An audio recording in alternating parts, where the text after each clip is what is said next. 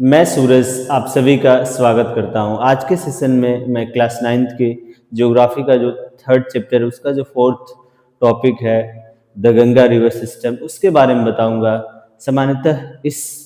Session में जो Ganga river का उद्गम स्थल है उसके बाद से कौन कौन से भारतीय जो राज्य है जिनसे होकर गंगा नदी बहती है और इसकी जो प्रमुख सहायक नदियां हैं और किस प्रकार से यह फरक्का में दो भागों में बढ़ती है और ये जो बांग्लादेश में जाने के बाद इसका किस प्रकार से नाम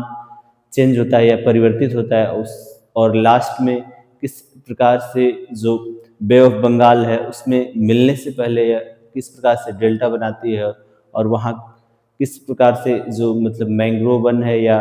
सुंदर वन है उसका निर्माण होता है। आज के सेशन में इन्हीं सब बिंदुओं पर चर्चा करूंगा। तो सबसे पहले बात करते हैं इसके उद्गम स्थल की। तो आपको भी पता होगा कि जो उत्तराखंड है, उत्तराखंड का एक जिला है जिसका नाम है उत्तरकाशी। वहीं से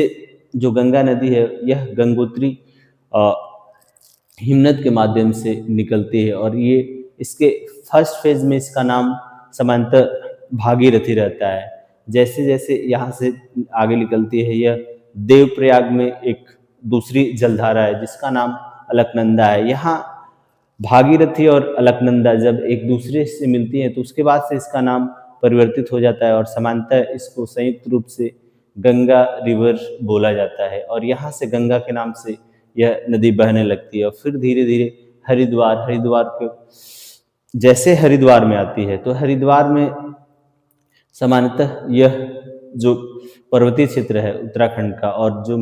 मैदानी प्लेन है यहाँ यह कहीं ना कहीं अब यहाँ से मैदानी क्षेत्रों में प्रवेश करती है और धीरे धीरे यह उत्तर प्रदेश, फिर बिहार, फिर झारखंड, फिर उसके बाद से वेस्ट बंगाल, फिर उसके बाद से बांग्लादेश, उसके बाद से फिर जाती है बे ऑफ बंगाल में। तो अभी हम बात करते हैं उत्तर प्रदेश की। तो यह उत्तर प्रदेश में जैसे ही प्रवेश करती है तो इसकी तमाम जो सहायक नदियाँ इससे मिलती हैं। अब बात करते हैं इसकी सहायक नदियों की। तो सामान्यतः जो पूर्वी तट है, पूर्वी तट की जो प्रमुख सहायक नदियां हैं उसमें आता है घाघरा नदी, उसके बाद से गोमती नदी, गंडक नदी, कोशी नदी। अब इसके अगर जो दाहिने तट की सहायक नदियां हैं अगर उसकी बात की जाए तो सामान्यतः इसमें आता है चंबल, बेतवा, केन और सोन नदी। लेकिन दोनों में यही अंतर है कि जो इनका जल का बहाव होता है कहीं ना कहीं इसमें बहुत बड़ा डिफरेंस होता है, क्योंकि जो पूर्वी जो तट से इसकी सहायक नदियां हैं वो कहीं ना कहीं हिमालय से आती है और हिमालय से जो भी नदियां आती हैं उनमें बहुत सारा जल का प्रवाह होता है जिसके माध्यम से वे बहुत ही सक्रिय नदियां होती है। और जैसे जब जब बारिश होती है या हिमालय से जो आने वाली जो भी नदियां हैं उनके माध्यम से जैसे अगर बारिश की मात्रा ज़्यादा होती है तो बहुत से जो उत्तर प्रदेश या बिहार के जो क्षेत्र है उसमें बाढ़ आ जाती है। लेकिन वही बात करें अगर जो दाहिने तट की जो गंगा की सहायक नदियां हैं जैसे चंबल हो गया, बेतवा हो गया, केन हो गया और सोन नदी हो गया, तो इसमें जो जल का प्रवाह होता है कम होता है, क्योंकि यह कहीं ना कहीं जो पठारीय क्षेत्र है उन क्षेत्रों से इसमें ये नदियां आती है और इसमें पानी की मात्रा कम होती है, इसका बहाव भी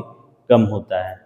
अब बात करते हैं जैसे ही यह उत्तर प्रदेश से निकलते हैं फिर बिहार में जाती है, बिहार के बाद से फिर झारखंड के बाद से वेस्ट बंगाल जाती है और वेस्ट बंगाल में जाने के बाद एक फरक्का नामक स्थान है जहाँ पर जो गंगा नदी है यह दो भागों में बढ़ती है। पहली तो समानतः इसका नाम गंगा ही रहता है, जो कि समानतः यह सीधे अगर जाती है तो बांग्लादेश में जाती है और दूसरी जो धारा बनती है, दूसरी जो जलधारा बनती है या बढ़ती है तो वो साउथ में यानी कि वेस्ट बंगाल में ही साउथ में जाती है, नीचे जाती है और इसका नाम हुगली रखा जाता है और यह हुगली भी जाकर बे ऑफ जो बंगाल है उसमें मिल जाती है और डेल्टा का निर्माण करती है।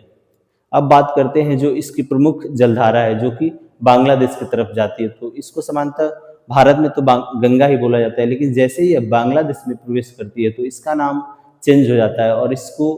बांग्लादेश में पद्मा के नाम से जाना जाता है। और वही जो ब्रह्मपुत्रा नदी है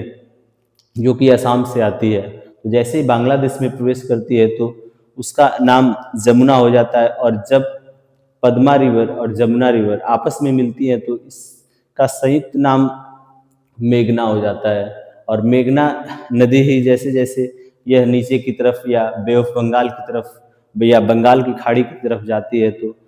अंततः लास्ट में बे ऑफ बंगाल में मिलने से पहले यह डेल्टा का निर्माण करती है, और इस डेल्टा पर जो सुंदरी नामक वृक्ष है वो पाए जाते हैं, और ये बहुत बड़ी मात्रा में पाए जाते हैं, इसलिए इस पूरे संपूर्ण क्षेत्र को सुंदरबन कहा जाता है। अब बात करते हैं गंगा के महत्व इसकी लंबाई की बात की जाए तो समांतर यह भारत की सबसे बड़ी नदी है, जो कि लगभग 2500 किलोमीटर माना जाता है। लेकिन इसकी जो मतलब इसकी जलधारा है या इसका प्रवाह है, कहीं न कहीं यह सीधा नहीं है, यह मिएंडर्स बनाता है, जो कि टेढ़ा-मेढ़ा, अगर कोई भी नदी है, वो अगर टेढ़ा-मेढ़ा जाती है तो उस आकृति को ही हम लोग मिएंडर्स बोलते हैं। और इसकी महत्वता की बात की जाए तो नॉर्थ इंडिया में या उत्तर भारत में इसका सबसे बड़ा महत्वपूर्ण योगदान है खाद्यान्न उत्पादन में, जिसके माध्यम से हम देख सकते हैं कि जो भारत की आबादी है उसका कहीं न कहीं 20 या 25 या 30% तक आबादी तो समांतर उत्तर प्रदेश, बिहार, अ, ये उत्तराखंड, इन सभी स्टेट्स में है, क्योंकि यहाँ की जो ज़मीन है वो बहुत उपजाऊ है, और कम संसाधन के माध्यम से भी लोग अपना जीविकोपार्जन कर सकते हैं। और यहाँ की मिट्टी कहीं न कहीं उपजाऊ है, और हमेशा इसका जो ऊपरी तल है हमेशा परिवर्तित होता रहता है, जिससे यहाँ की जो मिट्टी है उसका उपजाऊपन बना रहता है, और